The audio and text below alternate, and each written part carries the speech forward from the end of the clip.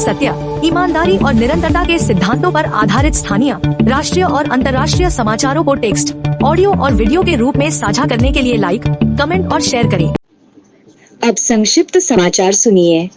जब धर्मेंद्र के गांव के लोग मुंबई के उनके बंगले पर बेधड़क पहुंचा करते थे। उत्तराखंड का वो गांव जहां इससे ज्यादा सोने के गहने पहनने पर है पाबंदी।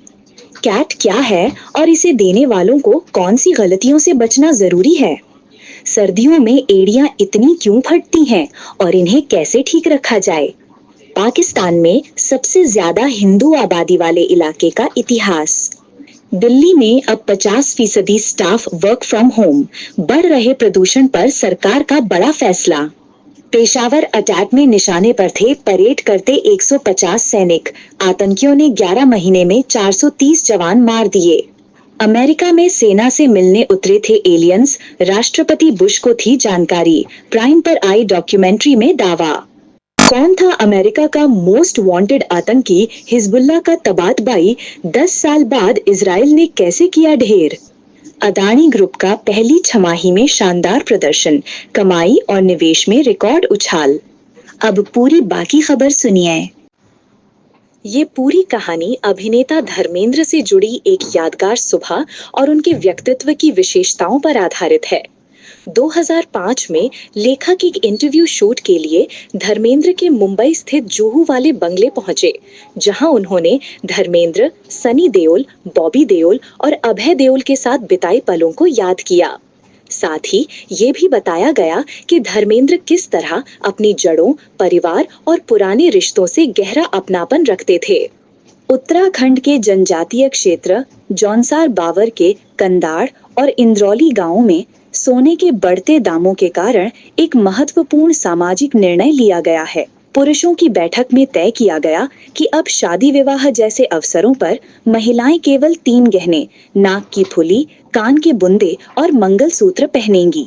ये फैसला बिना महिलाओं की उपस्थिति में लिया गया, पर बाद में अधिकांश महिलाओं ने इसे अनिच्छा के साथ ही सही स्वीकार किया। गांव में यह निर्णय सामाजिक समानता, बढ़ती आर्थिक असमानताओं और गहनों को लेकर होने वाले झगड़ों को रोकने के उद्देश्य से लागू किया गया। MBA एक लोकप्रिय और प्रतिष्ठित कोर्स है, जिसके लिए भारत में सबसे महत्वपूर्ण प्रवेश परीक्षा कैट CAT होती है। यह कंप्यूटर आधारित राष्ट्रीय स्तर की परीक्षा है जो उम्मीदवारों को IIM और अन्य बिजनेस स्कूलों तक पहुंचाती है। हर साल लगभग 3 लाख से अधिक छात्र इसमें बैठते हैं। कैट 2025 का परीक्षा दिवस 30 नवंबर तय किया गया है। इसमें 3 सेक्शन VRC, DILR और क्वांट शामिल होते हैं, जिनके लिए 40-40 मिनट का समय मिलता है। परीक्षा में MCQ और नॉन MCQ दोनों तरह के प्रश्न होते हैं। योग्य उम्मीदवार वो होते हैं जिन्होंने किसी मान्यता प्राप्त विश्वविद्यालय से न्यूनतम 50% अंकों के साथ ग्रेजुएशन किया हो। स्कोर के बाद इंटरव्यू, 10वीं, 12वीं, ग्रेजुएशन के नंबर और कार्यानुभव भी अंतिम चयन में भूमिका निभाते हैं। सर्दियों में ठंडी हवाओं और कम नमी के कारण बच्चों में होंठ फटना और बड़ों में एड़ियों में दरार पड़ना आम समस्या है। त्वचा विशेषज्ञों के अनुसार पैरों की त्वचा स्वाभाविक रूप से सूखी होती है, क्योंकि वहां तेल ग्रंथियां कम होती हैं और सर्दियों में ये ग्रंथियां और भी कम सक्रिय हो जाती हैं, जिससे एड़ियां फटने लगती हैं।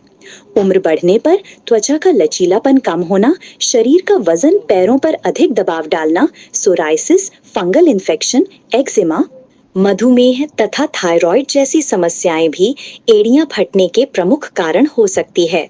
फटी एड़ियों में दर्द, छाले, जलन और चलने फिरने में असहजता तक हो सकती है। भारत के रक्षा मंत्री राजनाथ सिंह के हालिया बयान, जिसमें उन्होंने सिंध को सभ्यतागत रूप से भारत का हिस्सा बताया और भविष्य में सीमाओं के बदलने की संभावना व्यक्त की, पर पाकिस्तान ने कड़ी आपत्ति जताई है। पाकिस्तान के विदेश मंत्रालय ने इस बयान को उकसावे वाला और तोड़ मरोड़ कर पेश किया गया बताया तथा इसे भारत की विस्तारवादी सोच करार दिया। ये विवाद ऐसे समय में उठा है जब सिंध का ऐतिहासिक, सांस्कृतिक और धार्मिक महत्व लगातार चर्चा का विषय बना हुआ है, जिसमें बंटवारे के दौरान हुए पलायन, सिंधु सभ्यता, मोहनजोदड़ो और मकली नेक्रोपोलिस जैसी धरोहरें शामिल हैं। दिल्ली और एनसीआर में वायु प्रदूषण खतरनाक स्तर पर पहुंच गया है। कई क्षेत्रों में एयर क्वालिटी इंडेक्स AQI लगातार 400 के पार बना हुआ है। इसी गंभीर स्थिति को देखते हुए दिल्ली सरकार ने graded response action plan grab के तहत बड़ा कदम उठाया है। सभी सरकारी व निजी कार्यालयों को 50% कर्मियों के साथ काम करने का आदेश दिया गया है, जबकि शेष 50% कर्मचारी घर से काम करेंगे। आवश्यक सेवाओं जैसे अस्पताल, अग्निशमन, स्वच्छता, परिवहन आदि को इन प्रतिबंधों से छूट दी गई है। सोमवार को दिल्ली का AQI 396 दर्ज किया गया, जबकि एनसीआर के कई इलाकों में ये 450 तक पहुंच गया है। पाकिस्तान के खैबर पख्तूनख्वा प्रांत की राजधानी पेशावर में सोमवार 24 नवंबर की सुबह 2 फिदायीन हमलावरों ने सुरक्षा बलों के मुख्यालय पर हमला किया। इस हमले में कम से कम 3 अधिकारी मारे गए और 11 घायल हो गए। एक हमलावर ने फेडरल कांस्टेबलरी मुख्यालय के मुख्य द्वार पर खुद को उड़ा लिया, जबकि दूसरे को सुरक्षा बलों ने पार्किंग क्षेत्र में ढेर कर दिया। हमले के समय लगभग 150 सुरक्षाकर्मी सुबह की परेड की तैयारी कर रहे थे। सुरक्षा बलों की त्वरित कार्रवाई की वजह से हमला परेड मैदान तक नहीं पहुंच सका और बड़ी जान हानि टल गई। ये हमला इस्लामाबाद में हुए हालिया आत्मघाती हमले के 2 सप्ताह बाद हुआ है, जिसमें 12 लोग मारे गए थे। रिपोर्ट के अनुसार एक नई documentary the age of disclosure में ये दावा किया गया है कि वर्ष 1964 में न्यू मैक्सिको के होलोमन एयरफोर्स बेस पर एलियंस उतरे थे और उस समय के अमेरिकी राष्ट्रपति जॉर्ज H.W. बुश को इसके बारे में जानकारी दी गई थी।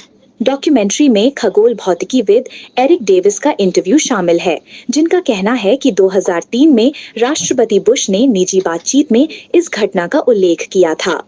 डॉक्यूमेंट्री में ये भी दावा है कि 3 UFO बेस के पास आए थे, जिनमें से एक जमीन पर उतरा और उससे निकले एक गैर मानवीय प्राणी ने अमेरिकी वायुसेना और CIA कर्मियों से बातचीत की। इजराइल ने रविवार को लेबनान की राजधानी बेरूत के केंद्र में एक सटीक एयर स्ट्राइक कर हिजबुल्लाह के सीनियर कमांडर और chief of staff Haytham Ali Tabatabai को मार गिराया। प्रधानमंत्री बेंजामिन नेतन्याहू के कार्यालय के अनुसार यह हमला विशेष रूप से तबातबाई को निशाना बनाकर किया गया था, जो संगठन की सैन्य वृद्धि, हथियार जुटाने और सीमा पार अभियानों की रणनीति का मुख्य नेतृत्व कर रहा था। तबातबाई हिजबुल्लाह के महासचिव नईम कासिम के बाद दूसरा सबसे बड़ा नेता माना जाता था। अमेरिका ने भी 2018 में उसके बारे में सूचना देने पर $50 लाख का इनाम रखा था और 2016 से उसे वांटेड आतंकवादी घोषित किया हुआ था।